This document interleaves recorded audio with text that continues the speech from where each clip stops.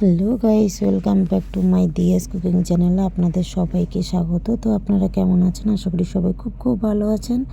তো আমিও ভালো আছি। তো আজকে দেখুন আমি কুমড়ো ফুল আবারও নিয়ে এসেছি। তো এই কুমড়ো ফুল দিয়ে আজকে আমি একটা অন্য স্বাদের অন্য রেসিপি করে আপনাদের দেখাবো। তো সেটা আমি কিভাবে করছি সেটাই তোমাদের দেখিয়ে দেব।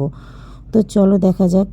এবার আমি কুমড়ো ফুলগুলোকে নিয়েছি। এবার আমি এই কুমড়ো ফুলগুলোকে দেখো এইভাবে কেটে নিচ্ছি। তো কেটে নিয়ে এই ভিতরে যে একটা ফুলের মতো অংশ থাকে সেটাকে বের করে ফেলে দিতে হবে। বোটা শুদ্ধ এইভাবে কেটে নিলে পুরোটা বেরিয়ে যাচ্ছে। তো দেখো এইভাবে কেটে নেব আমি সবগুলো এক এক করে। তো আমার ফাইনালি কাটা হয়ে গেল। ঠিক এই টাইপের হবে, কেটে নিলে ঠিক এইভাবে বেরোবে। তো এইভাবে কাটার পর আমি সমস্ত কুমড়ো ফুলগুলোকে কুচিয়ে নেব। আর সেদিন আমার কুমড়ো ফুলটা একটু পরিমাণে অল্প ছিল, তাই আমি এই রেসিপিটাই করলাম, কারণ এখানে অল্প কুমড়ো ফুলেও রেসিপিটা হয়ে যায়। তো আমি এভাবে সবগুলোকে কুচিয়ে নেব। তো দেখো আমি সবগুলোকে কুচিয়ে নিচ্ছি। তো আর বাদবাকিগুলোও আমি কুচিয়ে নেব। তো কুচিয়ে নেওয়ার পর এগুলো ভালো করে জলে ধুয়ে নিতে হবে, কেননা কুমড়ো ফুলের গায়ে ভীষণ নোংরা লেগে থাকে, মানে ধুলোবালি লেগে থাকে। তো এই ধুলোবালিগুলো সহজে উঠতে চায় না। তো জলে আমি ভালো করে ধুয়ে নেব। তো জল দিয়ে দেখুন আমি ভালো করে ধুয়ে নিচ্ছি। তো ভালো করে ধুয়ে নেওয়ার পরে আমি এই কুমড়ো ফুলগুলোকে ভালো করে চিপে নেব। ধুয়ে জলটা ঝরিয়ে চিপে নেব, কেননা জলটা থাকলে কুমড়ো ফুল থেকে আবারও জল বেরোবে। তো দেখুন আমার ধোয়া হয়ে গেছে, পুরো চিপে নিয়েছি। তো প্রথমে দেখো আমি দুটো আলু মিডিয়াম সাইজের আলু কুচি করে কেটে নিয়েছি। দুটো পেঁয়াজ কুচিয়ে নিয়েছি। আর নিয়েছি হলো সর্ষে আর পোস্ত বেটে নিয়েছি শিলনোড়ায়। আর এখানে নিয়েছি স্বাদ মতো নুন আর কয়েকটা কাঁচা লঙ্কা নিয়েছি। এখানে নিয়েছি হলুদ গুঁড়ো আর লঙ্কা গুঁড়ো। আর নিয়েছি সর্ষের তেল। চলো আমাদের উপকরণগুলো রেডি হয়ে গেছে। তো দেখো প্রথমে আমি কুমড়ো ফুলগুলো দিয়ে দিচ্ছি। ওগুলোকে কুচিয়ে রাখা আলুগুলোকে দিয়ে দেবো। পেঁয়াজ কুচি,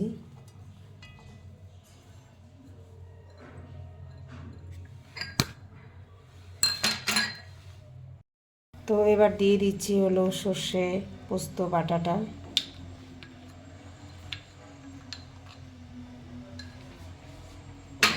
দিয়ে দেবো হলো হলুদ গুঁড়ো,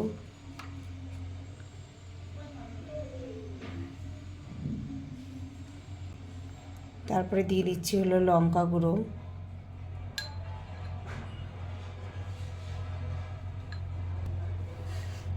এরপর দিয়ে দিচ্ছি লবণ স্বাদ মতো। আমি দিয়ে দিচ্ছি হলো কাঁচা লঙ্কা।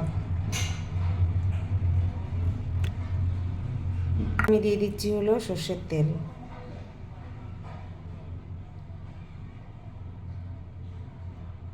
আমি 1 কাপ মতো সর্ষের তেল দিয়ে দিলাম। এরপর আমি সবশেষে দিয়ে দেব জল। 1 বাটি পরিমাণ আমি জল দিয়ে দিলাম।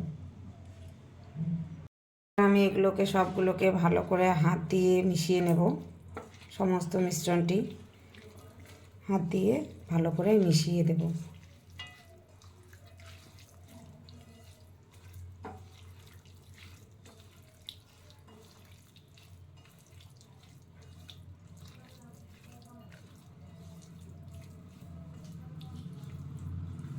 তো আমার মিশ্রণটি মেশানো হয়ে গেছে। আমি এখনো পর্যন্ত গ্যাসটা জ্বালাইনি, এবার গ্যাসটা জ্বালিয়ে দেব।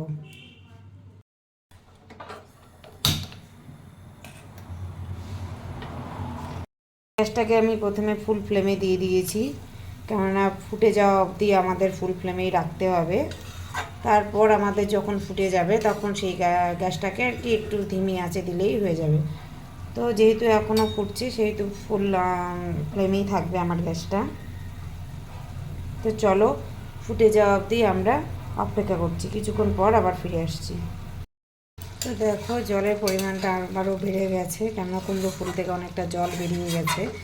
এবার সেই জলটা শুকানোর জন্য আমাদের আরও কিছুক্ষণ অপেক্ষা করতে হবে। তো দেখো অনেকটাই জল বেরিয়ে গেছে। তো আমি গ্যাসের ফ্লেমটা বাড়ানোই আছে আমার। তো আর একটু কিছুক্ষণ হওয়ার পরে আমরা আবারও ফিরে আসবো। তো দেখো আমরা 7 থেকে 8 মিনিট পর চলে এলাম। তো জলটা দেখো শুকিয়ে গেছে, কেননা জলটা শুধু শুকিয়ে গেছে আর বাদ বাকিটা এখনো হয়নি। তো আবারও আমরা ফিরে এলাম 3 থেকে 4 মিনিট বাদে। তো দেখো আমার জলটা শুকিয়ে গেছে, রান্নাটা থেকে তেল বেরিয়ে যাচ্ছে। তো এই তেলটা বেরোনো অবধি আমরা নাড়তে থাকবো। তেলটা যখন বেরিয়ে যাবে পুরোটা, তো তখন আমার রান্নাটা হয়ে যাবে। তো দেখো এই যে আলুগুলো, দেখো আলুগুলো সিদ্ধ হয়ে গেছে, এই যে আলুগুলো সিদ্ধ হয়ে গেছে। তো এখন আমরা একটু বেশি করে নাড়বো ঘন ঘন, না হলে কড়াতে লেগে যেতে পারে।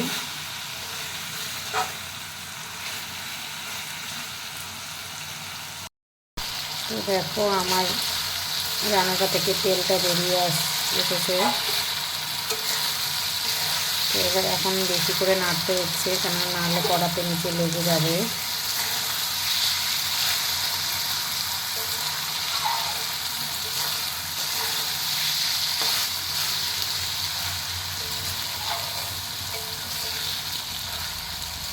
দেখো তেল বেরিয়ে গেছে।